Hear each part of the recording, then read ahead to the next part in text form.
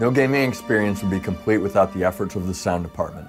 Whether it's bringing Azeroth to life through sound effects or enhancing the mood of a dungeon with music, this is the team responsible for Cataclysm's unforgettable audio.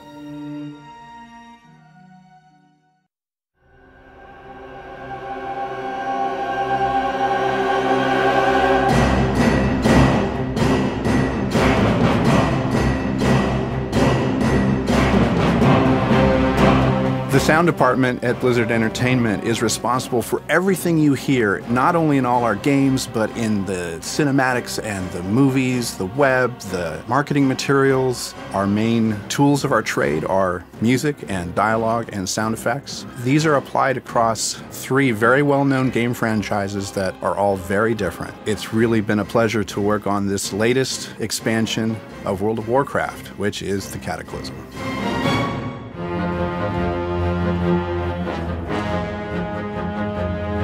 Sound is an amazing tool for not only enhancing the gameplay, but also telling story. There are different types of ways we can communicate with sound. Some of it's very direct, like when the NPCs speak to you. This is the beginning and the end, mortals. Some of it's nonverbal. The sound effects themselves or what they might tell you about what is happening or might happen to your character in the game. Then there's the atmosphere, increasing the depth and the breadth of this world and suspending your disbelief.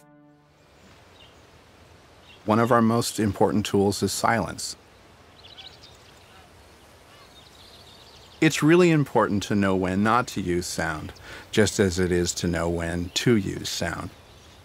The music in World of Warcraft doesn't play all the time. It, in fact, materializes out of the ambient sound effects background. And it plays and it reinforces where you are.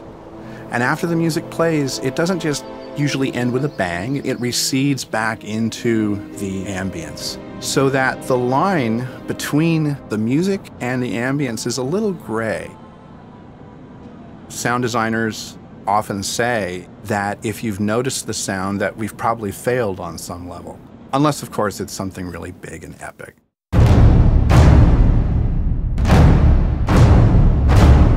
Musically, this expansion is so big that in order to meet our goals, we brought in a couple of more composers to help us with all of this. So in addition to myself and Derek Duke, who has worked on World of Warcraft from the beginning, we brought in Neil Acree, who has composed the music for the past 2 cinematics. And we brought in David Arkenstone, who is most famous for having written some of the tavern music and also the Argent tournament music. What I'd like to do is invite them all to join us and talk a little bit more about what inspires us, how we work, and I'm sure each person's answer will be different and interesting. So let's join the rest of the composers.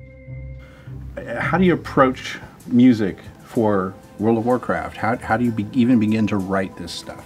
Just looking at images and playing through the game, I'm looking for what emotion somebody might be getting.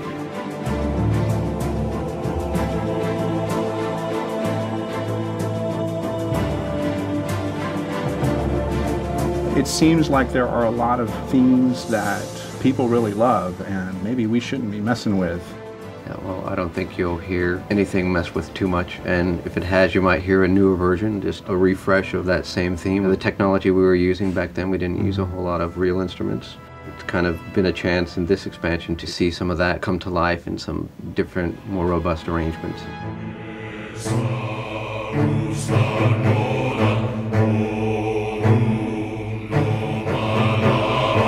Some of the themes, especially the big city themes, have gotten a bit of a refresh, not in changing the melodies, but in using more live instruments.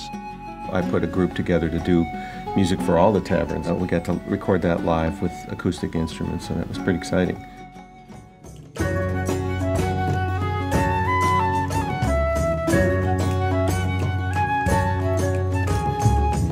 Trying to get knowledgeable about all the races and what kind of music they might have and what might be in their tavern. You know, it was pretty real. I think the music is almost one of the characters in this game. That's one of the ways that I think that the music in WoW kind of reaches beyond its original meaning in the context of the land or the zone or the story. And you remember, like, this is the music that I was hearing when I was supposed to be cramming for my exams, or when my wife was pregnant, or whatever, because that music permeates you so much while you're playing, it takes on a meaning outside of the game.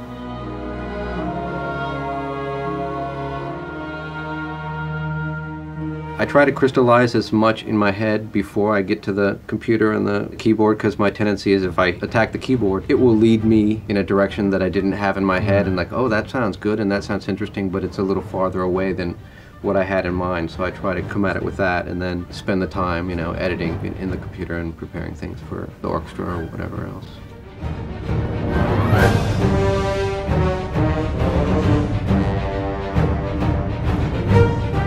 Lyrically, I was going to mention that all of us have been using lyrics from within the languages of the game. The creative development team at Blizzard wrote some lyrics for me that were translated into the languages that were appropriate. That gives a whole extra layer of depth. I also think one of the strengths is that, well, there's certain tendencies to it all sounding like Warcraft. At the same time, there are so many cultures and so many different races, kinds of people, different influences, that the fact that we don't have one composer writing all the music for the World of Warcraft, there's something in everybody's personality that seeps out, even if you're taking somebody else's melody and repurposing it. That lends a depth to the culture of Warcraft music. When you get to really get into a zone and really make that zone come alive through music, it's a unusual opportunity, I think, in this world. Well, very well said, and I guess we're in concert here of saying, see you all, see you all in Azeroth.